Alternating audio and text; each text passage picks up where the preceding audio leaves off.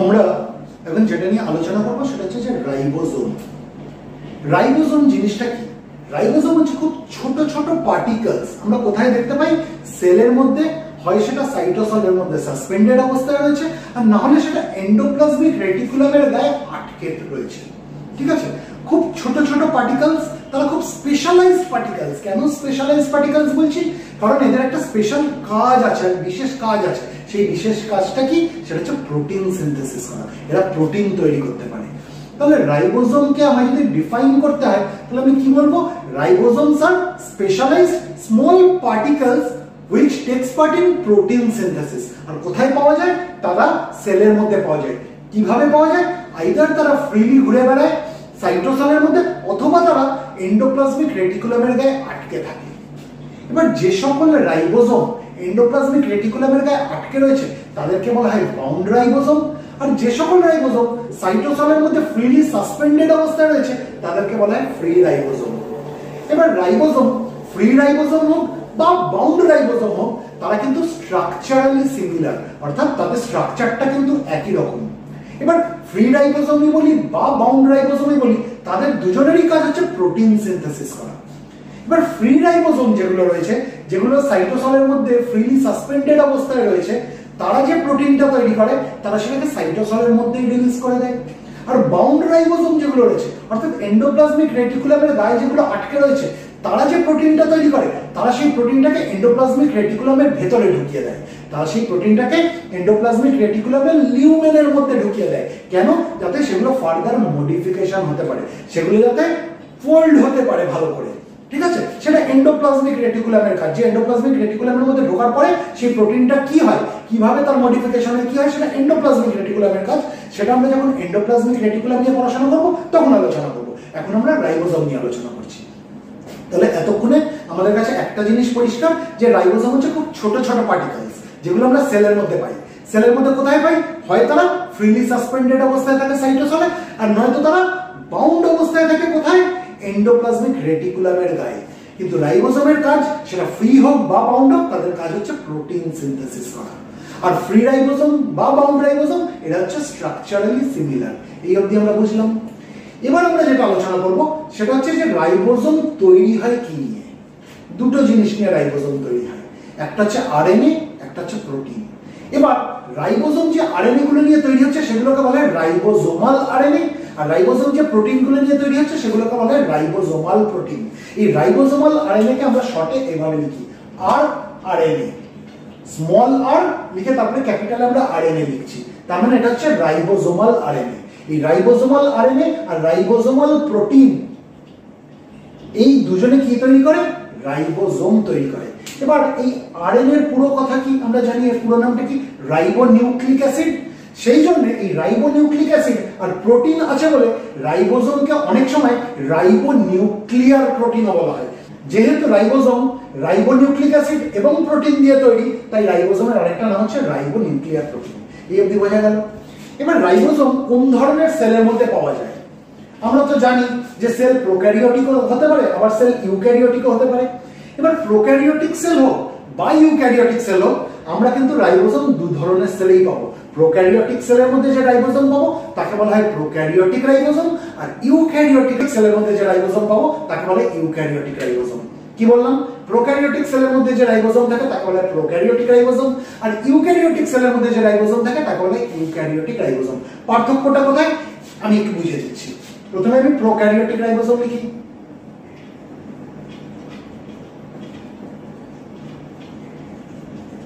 আর এর পাশে আমি ইউক্যারিওটিক রাইবোজোম লিখি।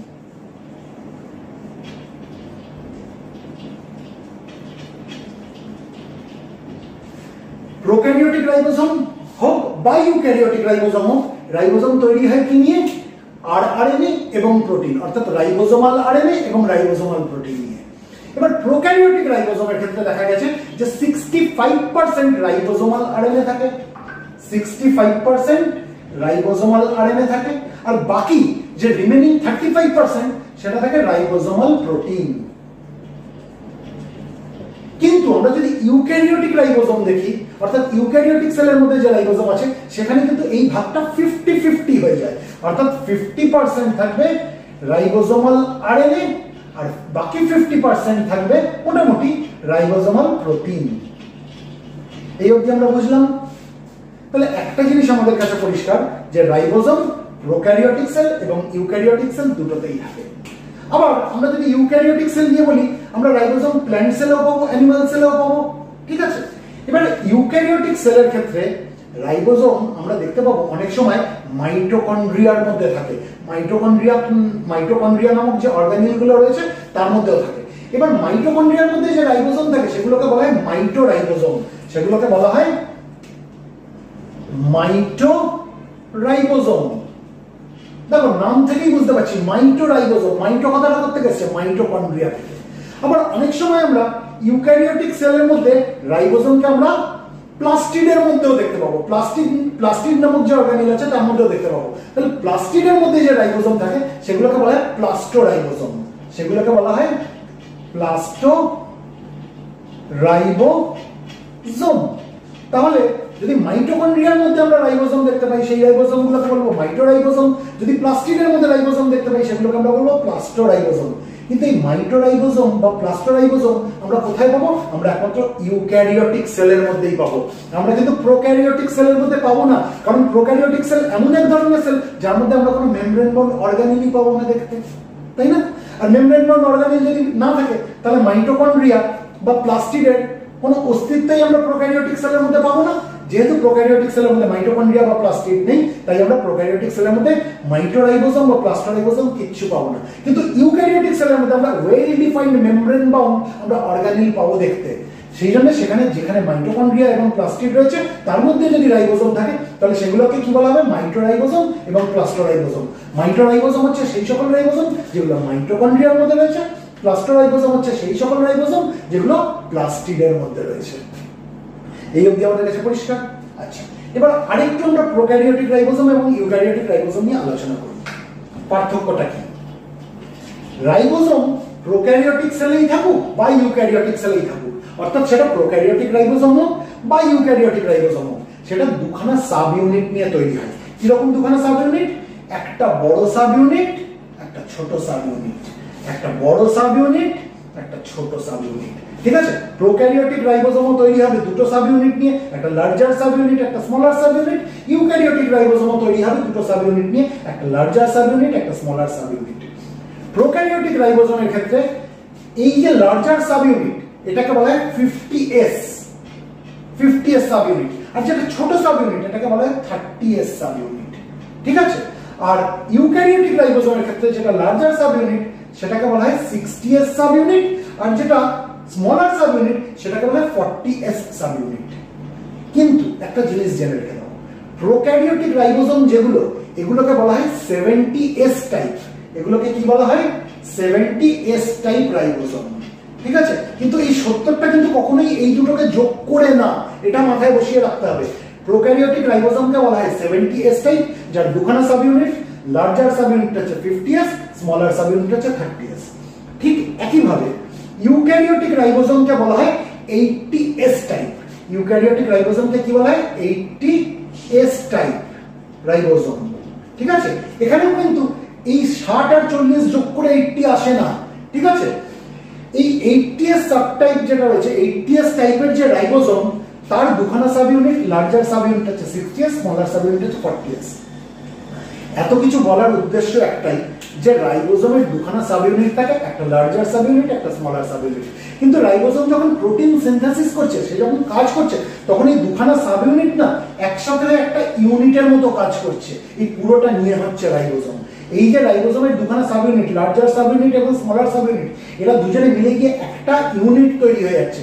এই একটা ইউনিট আলটিমেটলি প্রোটিন তৈরি করছে। এই অবধি আমরা বুঝলাম। আচ্ছা, এবার আমাকে যেটা বুঝতে হবে সেটা হচ্ছে যে রাইবোজোম তো বুঝলাম স্পেশালাইজ স্মল পার্টিকেল যারা প্রোটিন সিনথেসিস করে। এবার প্রোটিন সিনথেসিসটা করে কিভাবে সেটা আমাকে জানতে হবে। দেখো, প্রোটিন সিনথেসিস হতে গেলে দুটো পদ্ধতি। একটা প্রসেস ঘটে হচ্ছে নিউক্লিয়াসের মধ্যে, একটা প্রসেস ঘটে হচ্ছে রাইবোজোমের মধ্যে, ঠিক আছে। দুটো প্রসেসের আলাদা আলাদা নাম। একটা প্রসেসকে বলা হয় ট্রান্সক্রিপশন, একটা প্রসেসকে বলা হয় ট্রান্সলেশন, ঠিক আছে। তাহলে দুটো প্রসেস কি কি? একটা হচ্ছে ট্রান্সক্রিপশন ট্রান্সক্রিপশন, আর একটা প্রসেস হচ্ছে ট্রান্সলেশন। একটা প্রসেস ট্রান্সক্রিপশন, একটা প্রসেস হচ্ছে ট্রান্সলেশন। এবারে ট্রান্সক্রিপশন যে প্রসেসটা, এটা কোথায় ঘটে? এটা নিউক্লিয়াসের মধ্যে ঘটে। ট্রান্সক্রিপশনটা কোথায় ঘটে? নিউক্লিয়াসের মধ্যে ঘটে। প্রসেসটা কি আমি পরে আসছি। ট্রান্সক্রিপশন প্রসেস ঘটে নিউক্লিয়াসের মধ্যে, আর ট্রান্সলেশন যে প্রসেসটা, এটা কোথায় ঘটে? এটা রাইবোজোমের মধ্যে ঘটে। ঠিক আছে? এবার ট্রান্সক্রিপশন প্রসেসে কি হয় দেখো, নিউক্লিয়াসের মধ্যে আমরা কি জানি, কি থাকে? ডিএনএ থাকে। এই ডিএনএ কি তৈরি করে জানো? এই ডিএনএ এমআরএনএ তৈরি করে। এমআরএনএ মানে হচ্ছে মেসেঞ্জার আরএনএ। এমআরএনএ তৈরি করে। এই যে ডিএনএ যে আরএনএ তৈরি করলো, বা আরো স্পেসিফিক্যালি বলতে গেলে ডিএনএ যে মেসেঞ্জার আরএনএ তৈরি করলো, এই প্রসেসটাকে বলা হয় ট্রান্সক্রিপশন। এটা কোথায় ঘটে? নিউক্লিয়াসের মধ্যে ঘটে। এবার তাহলে নিউক্লিয়াসের মধ্যে কি তৈরি হলো? এমআরএনএ, বা যাকে আমরা মেসেঞ্জার আরএনএ বলি, সেটা তৈরি হলো। এই যে এমআরএনএ বা মেসেঞ্জার আরএনএ আমি যাই বলি, সেটা নিউক্লিয়াসের বাইরে বেরিয়ে আসবে। নিউক্লিয়ার মেমব্রেনের মধ্যে যে নিউক্লিয়ার পোর রয়েছে, সেই নিউক্লিয়ার পোর দিয়ে সে কোথায় চলে আসবে? নিউক্লিয়াসের বাইরে চলে আসবে। নিউক্লিয়াসের বাইরে কোথায় আসলো? সাইটোসলের মধ্যে চলে আসলো। এবং সাইটোসল থেকে আলটিমেটলি এই এমআরএনএ গুলো কোথায় পৌঁছালো? রাইবোজোমের মধ্যে পৌঁছালো। তাহলে রাইবোজোমে আমরা কি দেখলাম? কি পৌঁছালো? এমআরএনএ পৌঁছালো। ঠিক আছে? অর্থাৎ মেসেঞ্জার আরএনএ পৌঁছালো। এবার আরেকটা জিনিস জেনে রেখে দাও, টিআরএনএ মলিকিউল যেগুলো রয়েছে, টিআরএনএ মানে ট্রান্সফার আরএনএ, টিআরএনএ এইভাবে লেখা হয়। ঠিক আছে? এই টিআরএনএ বা ট্রান্সফার আরএনএ মলিকিউল যেগুলো রয়েছে, এরা কি করবে? এরা অ্যামাইনো অ্যাসিডকে ক্যারি করে নিয়ে আসবে। এরা অ্যামাইনো অ্যাসিডকে ক্যারি করে কোথায় নিয়ে আসবে? রাইবোজোমের মধ্যে আসবে। তাহলে রাইবোজোমের মধ্যে আমরা কি কি পেলাম? আমরা এমআরএনএ পেলাম এবং অ্যামাইনো অ্যাসিড পেলাম। ঠিক আছে? এবার এই এমআরএনএ আর অ্যামাইনো অ্যাসিড এরা দুজনে বাইন্ড হয়ে যাবে। বাইন্ড হয়ে গিয়ে কি তৈরি করবে? পলিপেপটাইড তৈরি করবে। অর্থাৎ অ্যামাইনো অ্যাসিডের একটা লম্বা চেন তৈরি করবে। পলিপেপটাইড কাকে বলা হয় দেখো, এটা যদি ইন্ডিভিজুয়াল অ্যামাইনো অ্যাসিড হয়, এই অ্যামাইনো অ্যাসিডগুলো জুড়তে জুড়তে জুড়তে জুড়তে একটা লম্বা চেন তৈরি করে, এটাকে বলা হয় পলিপেপটাইড। আর এরকম অনেকগুলো পলিপেপটাইড একসাথে যখন জুড়ে যাচ্ছে, একটা লম্বা মলিকিউল তৈরি হচ্ছে, সেটাকে বলা হয় প্রোটিন। এবার একটা জিনিস আমাদের জানতে হবে, অ্যামাইনো অ্যাসিড জিনিসটা কি। তাহলে এই কনসেপ্টটা আরেকটু ক্লিয়ার হবে। অ্যামাইনো অ্যাসিড কিচ্ছু না, অ্যামাইনো অ্যাসিড হচ্ছে প্রোটিনের ছোট ইউনিট। এটা পুঁথির মালা চিন্তা করো। আগেকার দিনে সেই মহিলারা পুঁথির মালা পরতো না? অনেকগুলো পুঁথি জুড়ে জুড়ে একটা পুঁথির মালা তৈরি হতো। এই পুঁথির মালার এক একটা ইন্ডিভিজুয়াল ইউনিট কি? পুঁথি। এই পুঁথিগুলো জুড়ে জুড়ে একটা লম্বা চেন তৈরি হয়, যেটাকে বলে পুঁথির মালা। ঠিক সেরকম এক একটা ইন্ডিভিজুয়াল ইউনিট হচ্ছে এক একটা অ্যামাইনো অ্যাসিড। এটা একটা অ্যামাইনো অ্যাসিড, এটা একটা অ্যামাইনো অ্যাসিড, এটা একটা অ্যামাইনো অ্যাসিড, এটা একটা অ্যামাইনো অ্যাসিড। এই অ্যামাইনো অ্যাসিডগুলো জুড়তে জুড়তে জুড়তে জুড়তে একটা লম্বা চেন তৈরি হয়েছে। এই যে চেনটা, এটাকে বলা হয় পলিপেপটাইড। কেন? কারণ এটা হচ্ছে অ্যামাইনো অ্যাসিডের চেন। এরকম একটা চেন হলো, এরকম আরো অ্যামাইনো অ্যাসিডের চেন জুড়লো। ঠিক আছে? যেটাকে আরো মানে আরেকটা পলিপেপটাইড পেলাম। এরকম পলিপেপটাইড গুলো জুড়তে জুড়তে আমরা একটা যে লম্বা চেন পেলাম, এটাকে বলা হয় প্রোটিন। তার মানে প্রোটিন কিচ্ছু না, প্রোটিন হচ্ছে অ্যামাইনো অ্যাসিডের চেন। এই যে চেনটা, এই চেনটা তৈরি হচ্ছে কিভাবে? রাইবোজোমের মধ্যে অ্যামাইনো অ্যাসিড যখন এমআরএনএ এর সঙ্গে বাইন্ড করছে, বাইন্ড করতে করতে করতে করতে অ্যামাইনো অ্যাসিড আর এমআরএনএ একসাথে বাইন্ড করে এখানে একটা লম্বা চেন তৈরি করছে, যেটাকে বলা হয় প্রোটিন। আর এই প্রোটিনটা তৈরি হচ্ছে কোথায়? রাইবোজোমের মধ্যে। এই অবধি আমাদের কাছে পরিষ্কার হয়ে গেল। এই যে রাইবোজোমের মধ্যে প্রোটিন তৈরি হলো, এই যে প্রসেসে প্রোটিনটা তৈরি হলো, যেখানে অ্যামাইনো অ্যাসিড এমআরএনএ বা মেসেঞ্জার আরএনএ এর সঙ্গে বাইন্ড করলো, করে এই যে প্রোটিনটা তৈরি করলো, এই প্রসেসটাকে বলা হয় ট্রান্সলেশন। তাহলে ট্রান্সলেশন কোথায় হচ্ছে? রাইবোজোমের মধ্যে হচ্ছে। যে পদ্ধতিতে অ্যামাইনো অ্যাসিড এবং এমআরএনএ দুজনে একসাথে বাইন্ড করে যাচ্ছে, যে পদ্ধতিতে অ্যামাইনো অ্যাসিড এবং মেসেঞ্জার আরএনএ দুজনে বাইন্ড করে যাচ্ছে, বাইন্ড করে গিয়ে প্রোটিন তৈরি করছে, সেই পদ্ধতিটাকে বলা হচ্ছে ট্রান্সলেশন। আর ট্রান্সক্রিপশন কোথায় হচ্ছে? নিউক্লিয়াসের মধ্যে হচ্ছে। এখানে কি হচ্ছে? ডিএনএ কি তৈরি করছে? মেসেঞ্জার আরএনএ তৈরি করছে। ঠিক আছে? এই প্রসেস হচ্ছে ট্রান্সক্রিপশন, যেটা নিউক্লিয়াসের মধ্যে হচ্ছে। এই মেসেঞ্জার আরএনএ বেরিয়ে আসছে নিউক্লিয়াস থেকে, ওই নিউক্লিয়ার মেমব্রেনের মধ্যে যে নিউক্লিয়ার কোড রয়েছে, সেই নিউক্লিয়ার কোডগুলো দিয়ে সাইটোসলে চলে আসছে। আলটিমেটলি সেটা রাইবোজোমে পৌঁছে গেল এমআরএনএ। আবার এই রাইবোজোমের মধ্যে আর কি পৌঁছালো? অ্যামাইনো অ্যাসিড পৌঁছালো। এই অ্যামাইনো অ্যাসিডকে কে ক্যারি করে আনলো? টিআরএনএ মলিকিউলগুলো, অর্থাৎ ট্রান্সফার আরএনএ মলিকিউল অ্যামাইনো অ্যাসিডকে ক্যারি করে আনলো। এবার রাইবোজোমের মধ্যে এই অ্যামাইনো অ্যাসিড এবং মেসেঞ্জার আরএনএ দুজনে বাইন্ড হয়ে গিয়ে প্রোটিন তৈরি করলো। আর এই অ্যামাইনো অ্যাসিড যখন মেসেঞ্জার আরএনএ এর সঙ্গে বাইন্ড হয়ে যখন প্রোটিনের লম্বা চেনটা তৈরি করছে, সেটাকে বলা হয় ট্রান্সলেশন। ঠিক আছে? তাহলে রাইবোজোমের মধ্যে কি হচ্ছে? ট্রান্সলেশন হচ্ছে, অর্থাৎ প্রোটিনের সিনথেসিস হচ্ছে। এবার রাইবোজোম যদি বাউন্ড রাইবোজোম হয়, অর্থাৎ এন্ডোপ্লাজমিক রেটিকুলামের গায়ের সাথে যদি লেগে থাকে, এরকম রাইবোজোম হয়, তারা যে প্রোটিনটা তৈরি করলো, তারা সেই প্রোটিনটাকে কি করবে? এন্ডোপ্লাজমিক রেটিকুলামের লিউমেনের মধ্যে ঢুকিয়ে দেবে, এন্ডোপ্লাজমিক রেটিকুলামের ভেতরে তাকে পাঠিয়ে দেবে। কেন? কারণ তারা যাতে ফার্দার মডিফাই হতে পারে, সেখানে তারা যাতে সেই প্রোটিনের যাতে ফোল্ডিং গুলো ঠিকঠাক হতে পারে, সেই জন্য সেটা আমরা এন্ডোপ্লাজমিক রেটিকুলাম যখন পড়বো তখন ডিটেইলসে পড়বো। আপাতত জেনে রাখি, রাইবোজোম যদি এন্ডোপ্লাজমিক রেটিকুলামের গায়ে লেগে থাকে, অর্থাৎ বাউন্ড রাইবোজোম হয়, তারা যে প্রোটিনটা তৈরি করবে সেটাকে এন্ডোপ্লাজমিক রেটিকুলামের ভেতরে ঢুকিয়ে দেবে। আর রাইবোজোম যেগুলো ফ্রি অবস্থায় রয়েছে, অর্থাৎ সাইটোসলের মধ্যে ফ্রিলি সাসপেন্ডেড রয়েছে, তারা যখন প্রোটিনটা তৈরি করছে, তারা সেই প্রোটিনটাকে কি করবে? সাইটোসলের মধ্যে রিলিজ করে দেবে। তাহলে এই অবধি মোটামুটি একটা কনসেপ্ট আমাদের কাছে পরিষ্কার হয়ে গেল। তাহলে আমার টেক হোম মেসেজ কি থাকলো রাইবোজোম নিয়ে? রাইবোজোম কিছু না, রাইবোজোম হচ্ছে স্পেশালাইজড স্মল পার্টিকেলস, যেগুলো আমরা সেলের মধ্যে আইদার সাইটোসলে সাসপেন্ডেড অবস্থায় দেখতে পারি, অর তাদেরকে আমরা রাইবোজোমের এই এন্ডোপ্লাজমিক রেটিকুলামের গায়ে আটকে থাকতে পারি। তাদের কাজ কি? তাদের কাজ হচ্ছে প্রোটিন সিনথেসিস করা। তারা যদি ফ্রি অবস্থায় সাইটোসলে থাকে, তারও কাজ প্রোটিন সিনথেসিস করা। তারা যদি বাউন্ড অবস্থায় এন্ডোপ্লাজমিক রেটিকুলামের গায়ে লেগে থাকে, তারও কাজ হচ্ছে প্রোটিন সিনথেসিস করা। বোঝাতে পারলাম? এবং ফ্রি রাইবোজোম এবং বাউন্ড রাইবোজোম স্ট্রাকচারালি এরা দুজন হচ্ছে সিমিলার। ঠিক আছে? আরেকটা জিনিস জেনে রাখা, এই যে রাইবোজোমের আমরা দুটো সাব ইউনিট বললাম, একটা লার্জার সাব ইউনিট, একটা স্মলার সাব ইউনিট, এরা দুজনে মিলে একসাথে কাজ করে এই প্রোটিন তৈরি করছে। এবার কিভাবে করছে, এর ভেতরে কি হচ্ছে এক্স্যাক্টলি, তোমাদের এত ডিটেলসে লাগবে না বলে আমি গেলাম না। আপাতত আমরা কি জানলাম?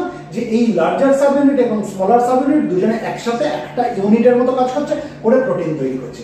এবার যেই একটা নির্দিষ্ট পলিপেপটাইড বা প্রোটিন, তুমি যাই বলো, নির্দিষ্ট স্পেসিফিক কোনো প্রোটিন তৈরি হয়ে গেল বা স্পেসিফিক কোনো পলিপেপটাইড তৈরি হয়ে গেল, তখন কিন্তু এই দুটো সাব ইউনিট আর একসাথে থাকবে না, এরা তখন সেপারেটেড হয়ে যাবে, এরা আলাদা হয়ে যাবে। আলাদা হয়ে গিয়ে হয় তারা নতুন ভাবে কাজ করা শুরু করবে, ঠিক আছে, আর নহলে তারা এরা ভেঙে যাবে।